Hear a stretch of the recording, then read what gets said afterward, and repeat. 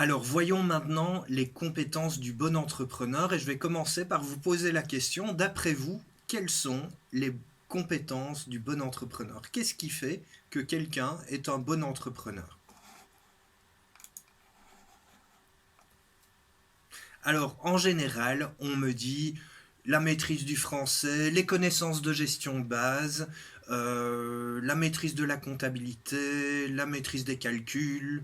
On me dit le sourire, savoir négocier, être bon vendeur.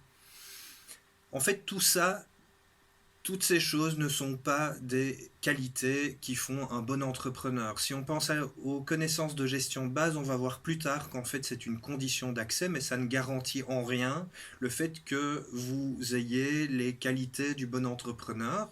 Quand on pense à la maîtrise des calculs, en fait c'est quelque chose qui est nécessaire pour réussir l'examen du jury central de gestion de base, mais ça n'apparaît pas comme qualité du bon entrepreneur. Pour la maîtrise de la comptabilité, la maîtrise du français, ce sont aussi des qualités qui reviennent souvent quand je pose la question à mes élèves en classe.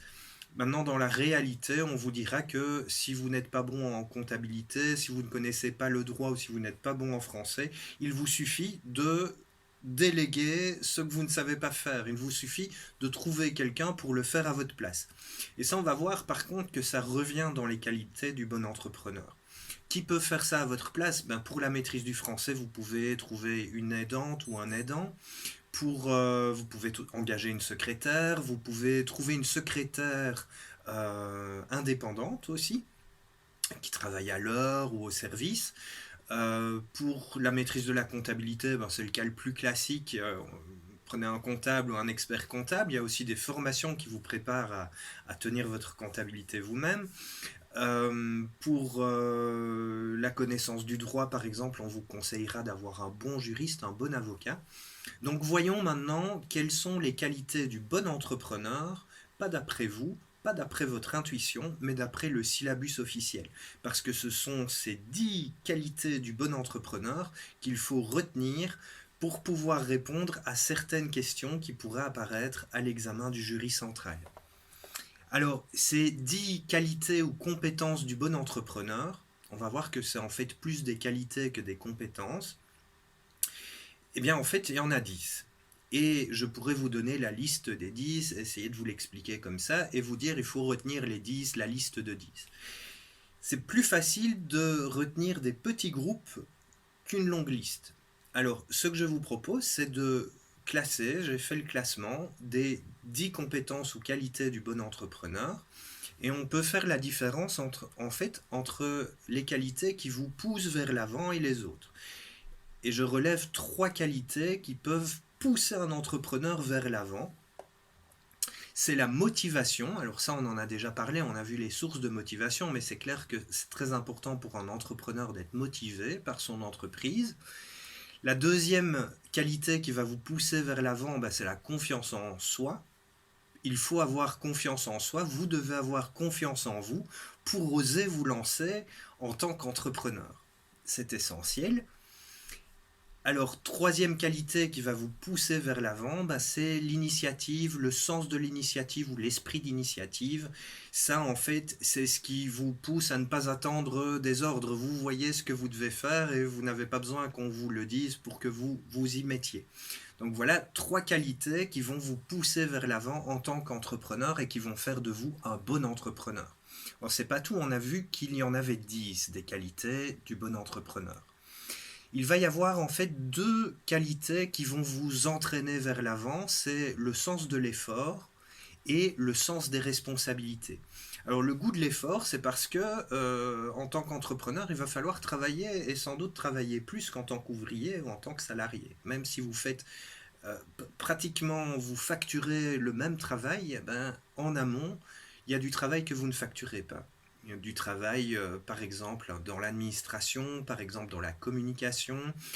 Si vous pensez au bâtiment, il y a du temps que vous allez passer en visite pour faire des maîtrais, établir des devis. Et tous ces devis ne vont pas forcément être acceptés.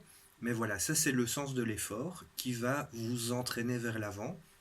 Le sens des responsabilités va aussi vous entraîner vers l'avant. C'est par exemple être présent au rendez-vous que vous avez fixé avec votre client. Si vous envisagez d'ouvrir un centre ou un magasin et que vous avez affiché sur votre porte que le magasin était ouvert à 8h30, eh bien, il faut que le matin, à 8h30, il y ait quelqu'un et que la porte soit ouverte. Donc voilà, ça c'est le sens des responsabilités. Une fois que vous vous êtes engagé, vous tenez bon, vous remplissez vos responsabilités, vous honorez vos responsabilités.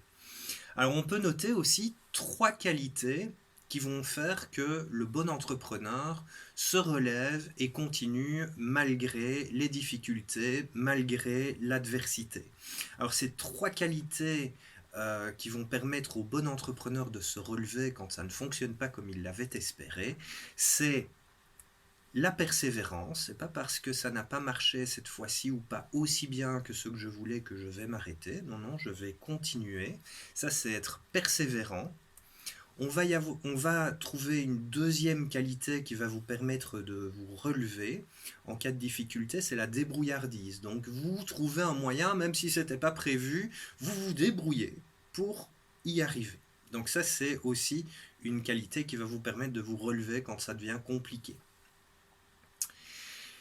Et on a une troisième qualité qui va vous permettre de vous relever et de continuer, c'est la détermination. Vous avez décidé que vous alliez le faire, et bien vous allez le faire. Donc voilà. On a donc 3 qualités qui vont vous permettre de vous relever, la persévérance, la débrouillardise et la détermination. Alors, reste encore 2 qualités, et ça, ce sont les 2 qualités qui vont vous permettre d'emmener une équipe avec vous. C'est la solidarité, le fait de pouvoir se mettre un petit peu à la place des autres dans son équipe. Alors quand on parle d'équipe, on peut évidemment penser aux employés qu'on va engager, mais on devrait aussi penser aux associés qu'on va emmener avec nous dans notre projet, qu'on va essayer de convaincre de rejoindre notre projet. Et on va retrouver aussi nos fournisseurs. Nos fournisseurs, même nos clients. Les fournisseurs, par exemple le comptable. Donc voilà, la solidarité va être importante aussi pour garder de bonnes relations avec votre comptable. Et voilà, deuxième qualité qui va vous permettre d'entraîner une équipe avec vous, c'est votre esprit d'équipe.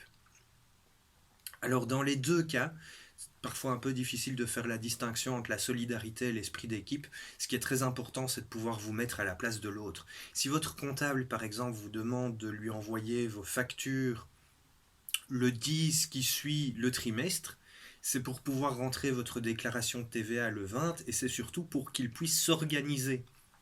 Parce que vous n'êtes pas son seul client. Donc, quand il vous demande d'envoyer les documents pour le 10, il ne faut pas lui envoyer les documents pour le 18, ou le 19, ou le 20, parce que le 20, il est trop tard pour lui, et vous le mettez en difficulté. Donc voilà, si vous ne voulez pas que vos employés, vos équipiers vous mettent en difficulté, vous ne devez pas les mettre en difficulté non plus. Voilà, pour faire très très simple, 2 qualités qui vont vous permettre d'emmener une équipe avec vous, c'est la solidarité et l'esprit d'équipe. Ça nous fait donc 3 plus 2 plus 3 plus 2, donc 10 qualités ou compétences qui feront de vous un bon entrepreneur, toujours d'après le syllabus officiel. Donc si vous avez une question sur les qualités qui font un bon entrepreneur à l'examen, vous vous basez sur ce qui est écrit dans le syllabus et ce que je viens de vous résumer en fait. Donc voilà, ça ce sont les 10 qualités les plus importantes pour le bon entrepreneur.